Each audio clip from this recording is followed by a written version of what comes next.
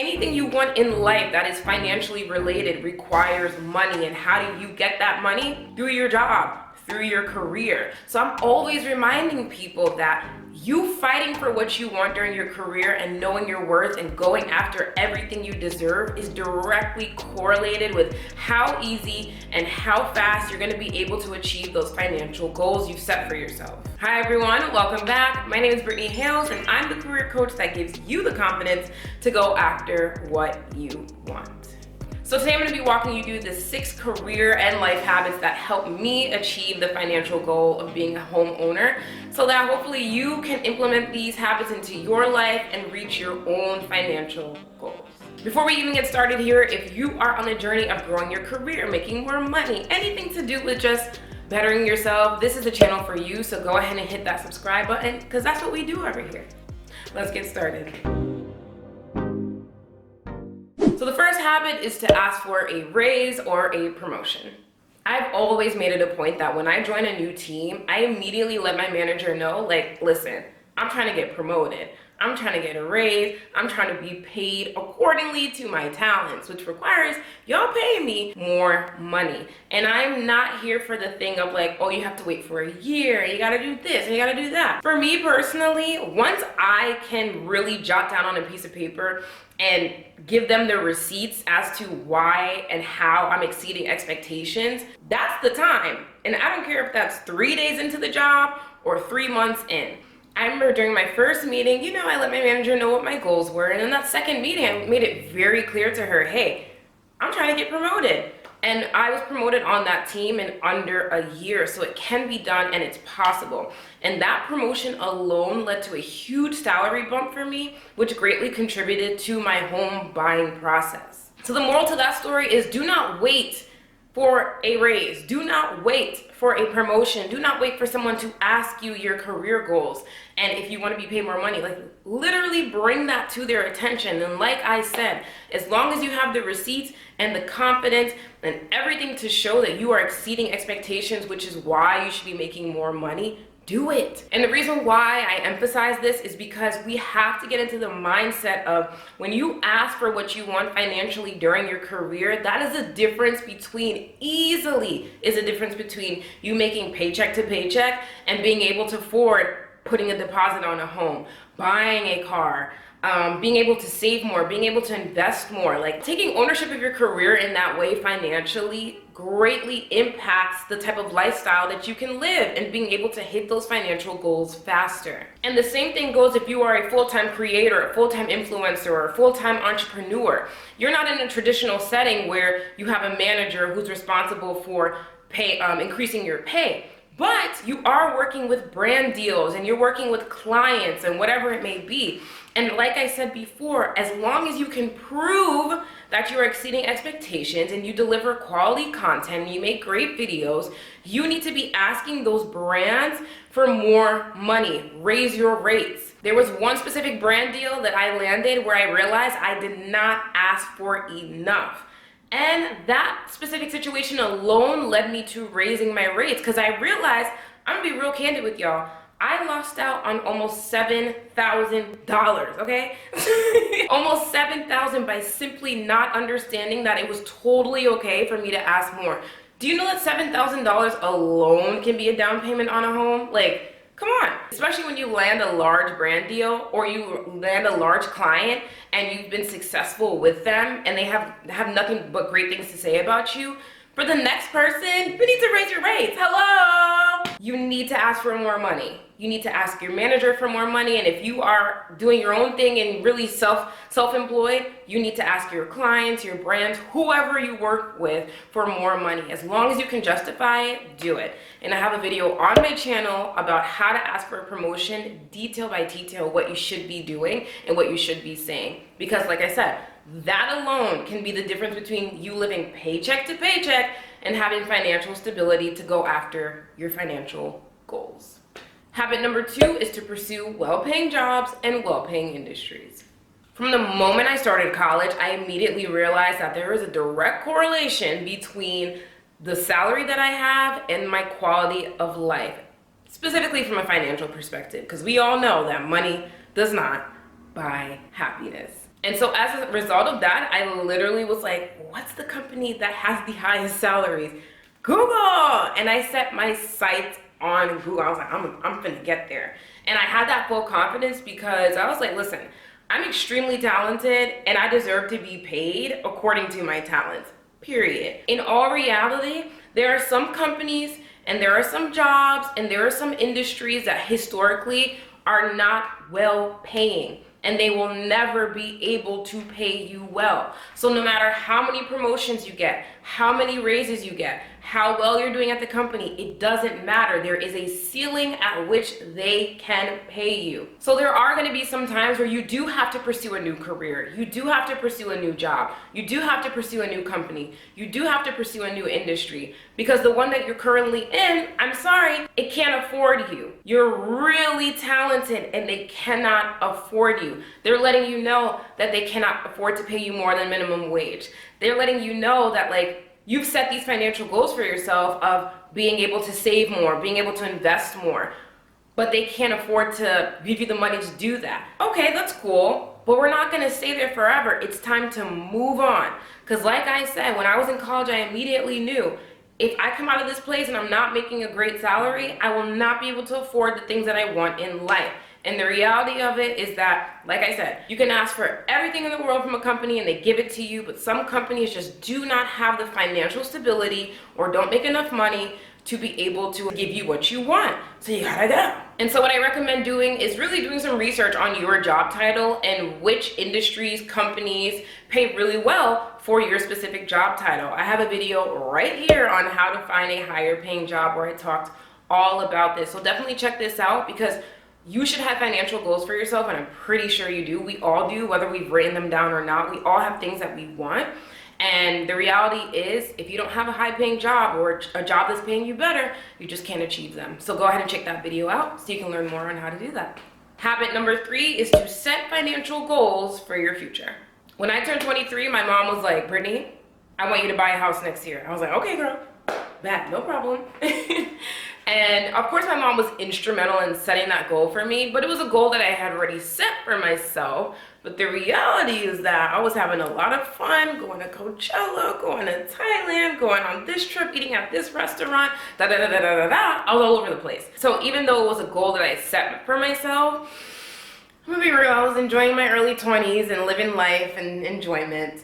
So my mom grounding me and resetting that goal for me was very helpful. So that following year when I turned 24, I had literally set my sights on, okay, it's time for me to start looking for a house. And in my 24th year of life, I did find the house, the one that I'm living in currently. It took me a year to close on this place. That is a whole nother video for a whole nother day, because the New York real estate market is mind-blowing. Like, but the moral to the story is, when you set goals and you set intentional goals and you set timely goals and realistic goals, it helps create that clarity for you on what you're working towards every single day. So if you know that in this year or a year from now or 3 years from now, you want to buy a home, you want to buy a car, you want to have this amount of money saved up, set aside some time to create a timeline for yourself, to create a plan, and most importantly, get an accountability partner to hold you accountable to that goal that you've set. The best thing in life that you can give yourself, the best present, the best gift, is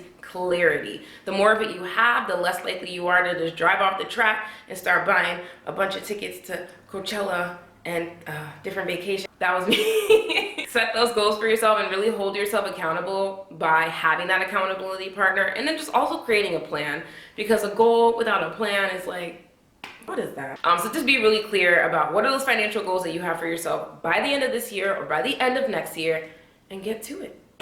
The 4th habit is to have multiple streams of income. I currently have 5 streams of income. 5, and they are consistent and they are very profitable. Now, what I will say, I would not have felt as confident and as comfortable investing the large amount of money that I had to invest to buy this home if I didn't have those 5 streams of income. And the reason why is because when you have 5 streams, let's say that one of them turns off because of something like The pandemic. Or maybe you get hurt and you can't do one of your streams of income. Whatever it may be, the more you have, the more stability that you have. And people always ask me, like, what's the fastest way to create another stream of income, or what's the best side hustle? What I recommend is literally using yourself, your own skill set, and whatever you bring to the table. So for instance, for me, right outside of my, annual job, 9-to-5 salary, the stream of income that brings me the most money is this one right here, my career coaching business. Career coaching comes to me naturally. Empowering people, having clarity around career comes to me very naturally. So this was an easy business for me to create, and it's been extremely lucrative, really fun, and honestly, very productive, because again, it comes to me naturally. So you really have to just sit down with yourself and say, what is a skill set that I have that I can provide as a service at a premium? And people are always like, oh, nobody wants to buy from me. That's the thing though. You can't think of it from your perspective because you know how to do it. There are so many people who need help with simple things as designing a graphic, if you know how to do that, braiding hair, cleaning their apartment, organizing, styling, whatever it is that you can do, somebody out there in the world needs that service, and that can easily become a new stream of income for you. So think about, what can you do naturally? How can you market it to people, whether it's on social media or, word of mouth? And then think about how much is a realistic amount of price to charge for it. And the way that you find that is just simply doing research on people already doing that same thing. Habit number 5 is to create a savings account that is out of sight. So now I have all this money. I have my full-time salary that I've asked for promotion and it's gotten better. I have multiple streams of income. I've set my goals. Like, everything's in alignment. I'm at a high-paying job. It's great. It's good. It's good. But I have all this money and it's just sitting there. And I know I'm supposed to be buying a home with it. But there's all this little shiny stuff and there's so much enjoyment out in the world. And I'm gonna be real with y'all. I am not the best at budgeting, and I am not the best at intentionally saving my money and being like, oh no, I don't need to buy that, let me buy that. So I have to literally trick myself into saving. And the way that I do that is by creating a savings account that is out of sight and has automatic direct deposit. It's completely separate from my checking, everyday banking account. So I don't see it on an everyday, daily basis. I check it maybe every other week, sometimes weekly, depending on where I'm at in my life, sometimes monthly, I'm gonna keep it real. Every check that I get, I take anywhere from 30 to 50% of that check and put it into there. Even with my salary, I actually have it set up so that right now, I think 30% of my paycheck goes directly into that account. So I don't even have to see it. I don't gotta see how much is going in there. I just know, boop, it's going right in there. Because of the fact that you don't see it on an everyday basis, it just keeps growing. And every time you look at it, you're just like, wow, I'm amazing. And if I had to put in order what really helped me become a homeowner at 25, I would say that this right here is number 1. Having money that you cannot see, but you know is being contributed to, the best thing that you can do. Because for whatever psychological reason, when we see it, we spend it. So if we don't see it, we don't spend it. And that account specifically that I have, I use that specific account for investing. Saving money and having it just sitting there will never make you money unless you have a high yield savings account, but realistically that's making like $100, $200 a year. If you really want to, up your money, you got to invest it, whether it's in real estate or stocks or whatever it may be. So that separate savings account that I have is strictly for investing. I do not use that as pocket money. I do not use that to go and buy Louis bags and and whatever, and go on vacation. That money is literally only for investing, and that is money that I use to put towards buying my home and the furniture in my home and all of that. This is number 1 just because it is a habit to save. Set up that account today. Habit number 6 is to live below your means.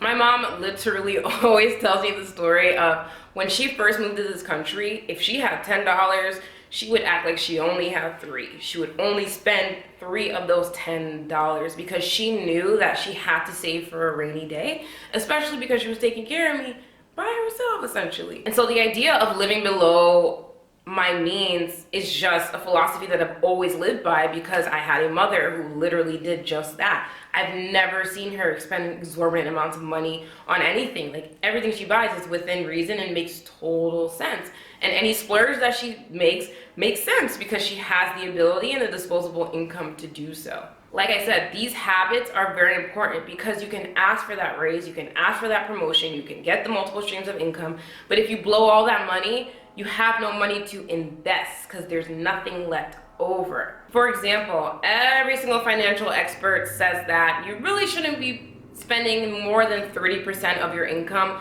on rent. And I'm here to tell you that the average person is spending closer to 50%, which is doable, but realistically you will be living paycheck to paycheck. And to put into perspective for you, I have never paid more than 20% of my income for rent or any living expenses. Never. And I'm gonna keep it real candid and keep it real. Doing so definitely is not the sexiest thing.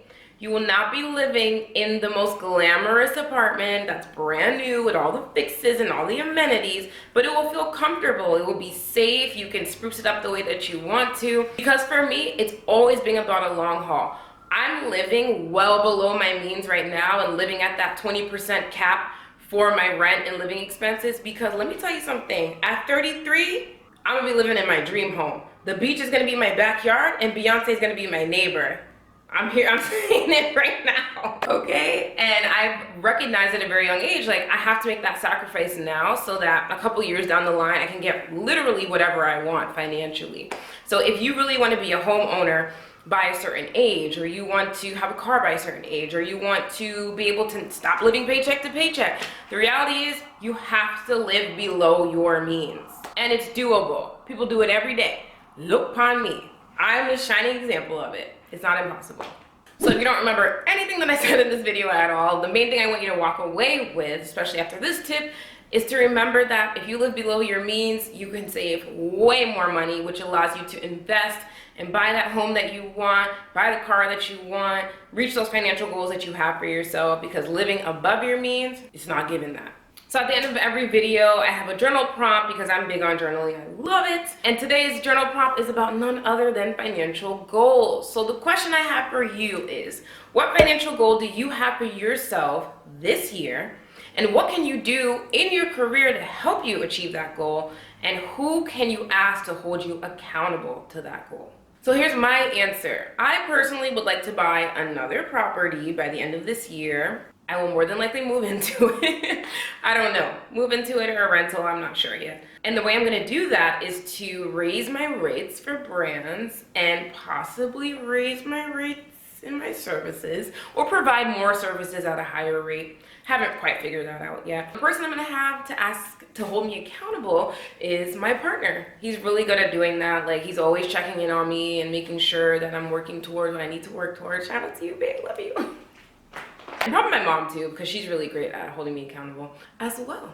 If you feel comfortable with sharing your goal, definitely do so down in the comments. We are now at the end of this video. I want to thank you all for coming to the end. Appreciate you. And if you've watched all the way to the end, that means you love me. You love it here. And we love having you here. So go ahead and click that subscribe button down below. And while you're at it, click the like button too, because I'm pretty sure you love this video. Share it with anyone who you know is on a financial journey, career journey, or anybody who you know just, they need to hear this. I'm almost at 6,000 subscribers. So help us sister out. Share the video, please, in my channel with other people who you know would benefit from it. And I'll see you in the next one. Bye.